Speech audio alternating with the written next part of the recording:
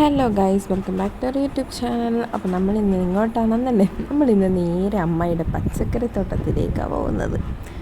ഒരുപാട് പച്ചക്കറിയൊന്നും ഇല്ല കേട്ടോ, ഉള്ളതൊക്കെ എല്ലാവരെയും ഒന്ന് കാണിക്കാമെന്ന് ഓർത്ത് വന്നതാണ് ഞങ്ങൾ.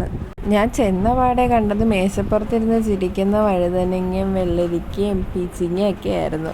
അപ്പം ഞാൻ അമ്മയുടെ അടുത്ത് പറഞ്ഞു, എന്നാൽ പിന്നെ എനിക്കും ഒന്ന് കാണണമല്ലോ അമ്മയുടെ പച്ചക്കറി തോട്ടം. അങ്ങനെ ഞങ്ങൾ രണ്ടുപേരും കൂടെ ഇറങ്ങി എല്ലാം പീച്ചിങ്ങയൊക്കെ ഇവിടെ ആയിട്ടുണ്ടായിരുന്നു. അപ്പോൾ അതൊക്കെ നോക്കി.